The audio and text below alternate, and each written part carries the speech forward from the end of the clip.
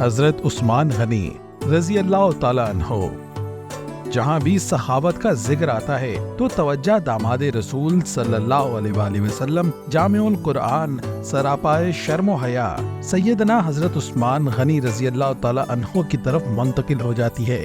اللہ تعالیٰ نے آپ کو بے انتہا دنیاوی مال و زر سے نوازا تھا اور ساتھ ہی راہ خدا میں خرچ کرنے کا جذبہ بھی عطا فرمایا تھا۔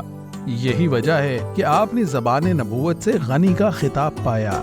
جب بھی اسلام یا اہل اسلام کو مال کی ضرورت پڑی تو باب کرم سیدنا عثمان رضی اللہ تعالی عنہ کو ہمیشہ کھلا پایا۔ آپ ایک کرشماتی شخصیت اور خدا ترس حکمران تھے۔ آپ کی شخصیت تاریخ اسلام کی وہ منفرد اور نایاب شخصیت ہے جس کا دور خلافت بے مثال اصلاحات، رفاہی مہمات اور اہم دینی خدمات سے عبارت ہے۔ آپ کو حافظ قرآن، کاتب قرآن، جامع القرآن، ناشر قرآن، کامل الحیا والا ایمان، صاحب النبی فی الجنان، ذو الہجرتین ہونے کا شرف حاصل ہے۔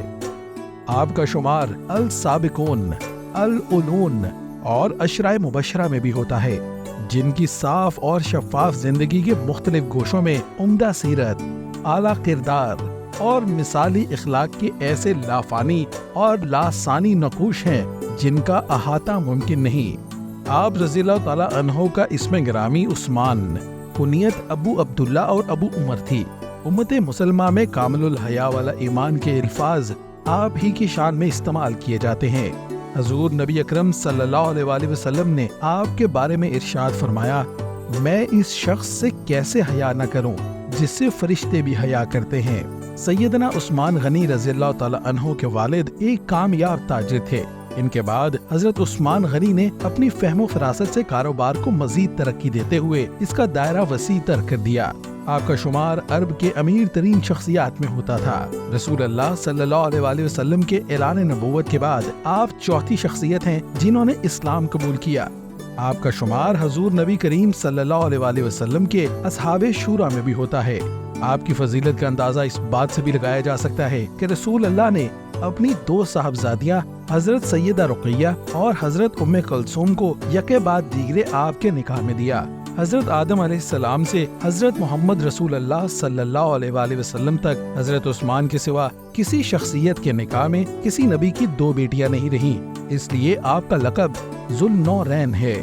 آپ ہمیشہ مشکل موقع پر اسلام اور عظمت اسلام کے لیے اپنا سب کچھ قربان کرنے کے لیے تیار رہے۔ آپ کے 12 سالہ دور خلافت کے آخری 6 سالوں میں کچھ ناخوشگوار حادثات پیش آئے جو بالآخر آپ کی شہادت پر ختم ہوئے۔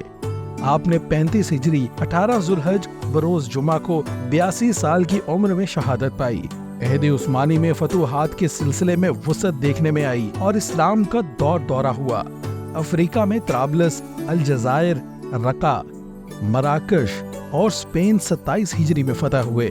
ایران کی فتح بھی آپ ہی کے دور میں تکمیل کو پہنچی۔ ایران سے جڑے ملکوں میں افغانستان، خراسان اور ترکستان کا ایک حصہ فتح ہوا۔